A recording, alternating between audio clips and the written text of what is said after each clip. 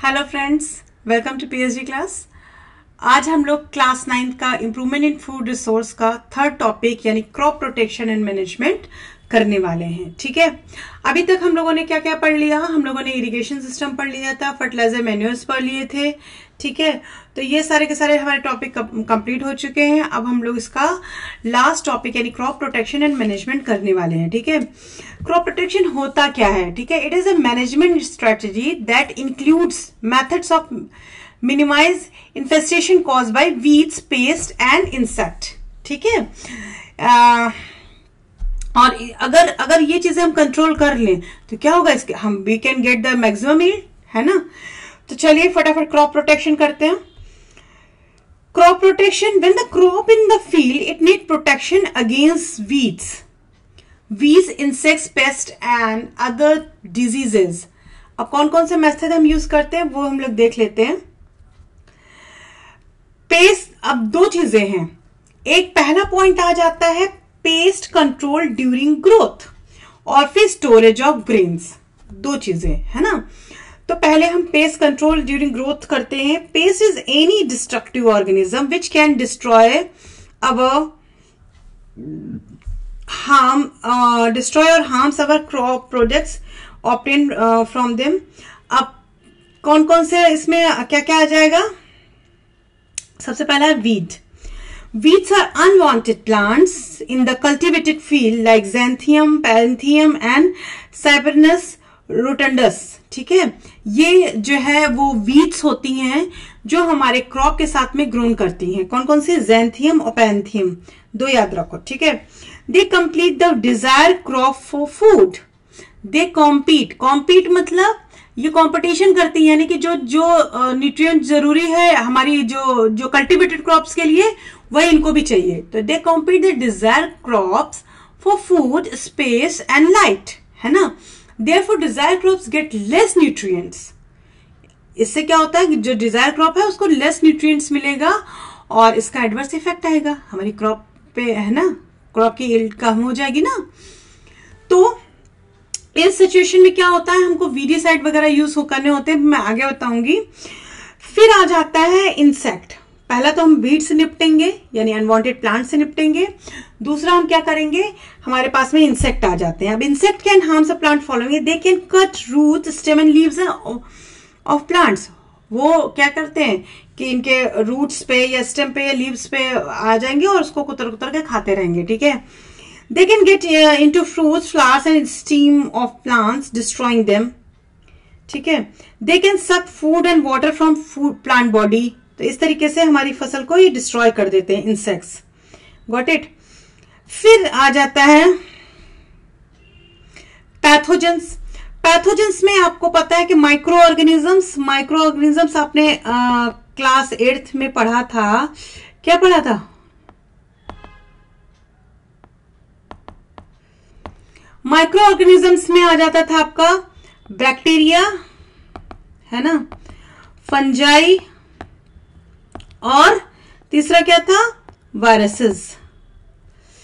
ये तीनों चीजें जो है वो हमारी फसल को डिस्ट्रॉय करती हैं। Got it. तो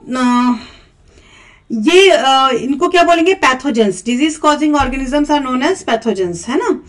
तो इस तरीके से देखो, ये इन्होंने ये सिट्रस की लीव्स को पे इम्पैक्ट डाल रखा है ना। Plants can get organism from soil, air, water. Disease cause by there can spread all crops on the field and destroy entire cultivation. ठीक है, तो इस तरीके से हमारी ये जो है जो पूरी की पूरी इंटायर क्रॉप को डिस्ट्रॉय कर देते हैं। पोटैटो में एक लगता है अर्ली ब्लाइट, है ना। जो ब्लाइट की डिजीज होती है तो वो जो है पूरे के पूरे फील्ड को इतनी जल्दी डिस्ट्रॉय कर देती है और लीव्स पे इम्पैक्ट डालती है। तो लीव्स ही फूड फॉर्मेशन करती हैं, तो फिर जो है वो पोटैटो की ग्रोथ इतनी प्रॉपर नहीं हो पाती है। मतलब समझो 1/4 ही आप ऑब्टेन कर पाओगे अगर आपने टाइम से ये क्योर ना किया। ठीक है, तो अब वेरियस मेथड कौन कौन से हैं जिससे हम अपनी क्रॉप को प्रोटेक्ट कर सकते हैं। तो सबसे पहले आ जाता है वैसे तो मैकेनिकल मेथड, मैकेनिकल मेथड में जैसे आ जाएगा कि हम जो है उनको अपरूट कर दे, जैसे वीड्स हैं तो हम उनको अपरूटिंग कर दें।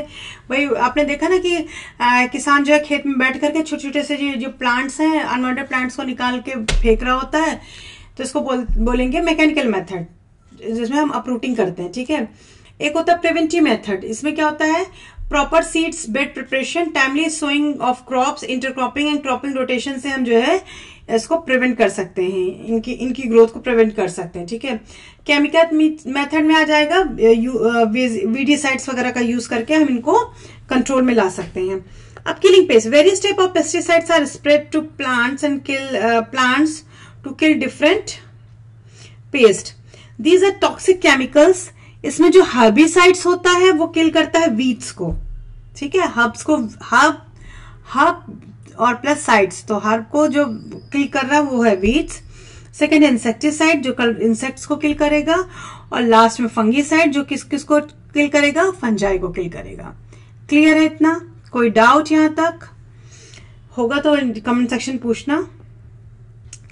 अब पेस्टिसाइड का क्या डिसएडवांटेज है, ये पोल्यूशन फैलाते हैं, सॉइल पोल्यूट करते हैं हमारी, और अगर वही जो है वॉश ऑफ होकर के अगर वाटर बॉडी में जाता है तो ये क्या करेंगे, वहां पर वाटर पोल्यूशन कॉज करेंगे, है ना। फिर सेकेंड है toxic to many useful plants and animal. और बहुत ज्यादा जैसे ग्रीन वेजिटेबल्स आते हैं तो हम क्यों इतना धोके खाते हैं, क्योंकि उसमें इतना पेस्टिसाइड पड़ा होता है बेटा, तो वो एकदम जहरीले हो चुके होते हैं उसके लीव्स, स्पिनच आ रहा, तो अब अच्छे से धुल के इसको यूज करने वाला रहता है, अदरवाइज प्रॉब्लम हो जाएगी। ठीक है, फिर weed control involves to precautionary measure to avoid the weeds growth, weeds है ना। और अब इसमें क्या होगा, वीट कंट्रोल के लिए यहां तक तो हो गया ये पेस्टिसाइड्स से पेस्ट का कंट्रोल। अब यहां से वीट का कंट्रोल कैसे है, पहला है मैनुअल रिमूवल ऑफ सीड्स, जो मैंने बताया था कि मैनुअली रिमूव कर दीजिए आप सीड्स को। ठीक है, और seed bed preparation, fields are ploughed deep, बहुत ज्यादा डीप करिए, उससे क्या होता है वीड्स की जो है अपरूटिंग हो जाएगी, मतलब बीज की रूट्स जो है वो सीड्स वगैरह वो जो है ऊपर नहीं जर्मिनेट कर पाएंगे। Seeds come on top and germinate in few days, then they can remove before planting actual crops. ठीक है, मतलब पहले जब हम सॉइल के प्रिपरेशन करते हैं तो हमें थोड़े टाइम के लिए अपने फील्ड को ऐसे ही छोड़ना पड़ता है, जिससे, और क्या कहते हैं, प्लोइंग करने के बाद में तो जैसे ये ग्रो हुए इनको दोबारा अपरूटिंग कर दी, और करने के बाद फिर अपनी क्रॉप आप शोन कर लीजिए। फिर क्रॉप रोटेशन से भी जो है ये वीड्स जो है वो डिस्ट्रॉय हो जाएंगे, क्योंकि उनको स्पेस नहीं मिलेगा। आपने दो क्रॉप तो ऐसे ही साथ में डाल रखी ना, such crops are included crop rotation. Proper sowing time, warm and humid climate are not favourable for the weeds. Intercropping से जो है मल्टीपल क्रॉप्स ग्रो कर रहे हैं, तो इससे जो है क्या कहते हैं कि वीड्स की ग्रोथ कम हो जाएगी, है ना।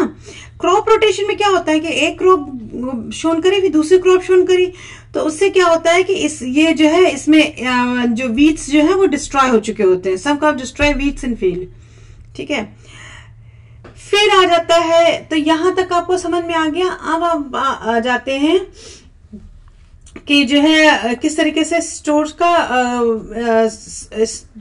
ग्रेन का स्टोर करेंगे। For getting seasonal food throughout the year they are stored in safe place.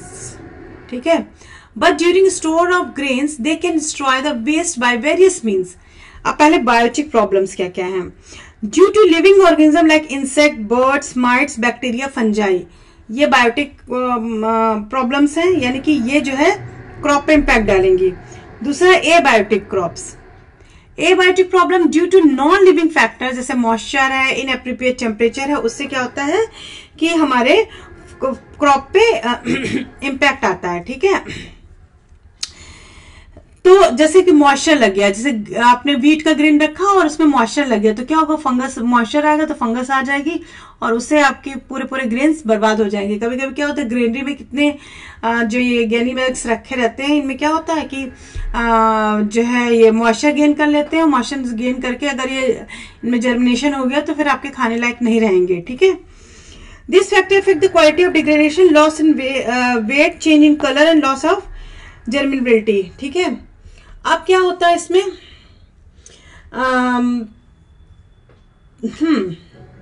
ये हम किस तरीके से कंट्रोल कर सकते हैं? Proper treatment and systematic management, proper cleaning and product in warehouse, proper drying of the product before storing, और fumigation, time to time fumigate करना, यानी कि ऐसी मेडिसिन हम यूज करते हैं जो टॉक्सिफ्यूम, जो पेस्ट को किल कर सके।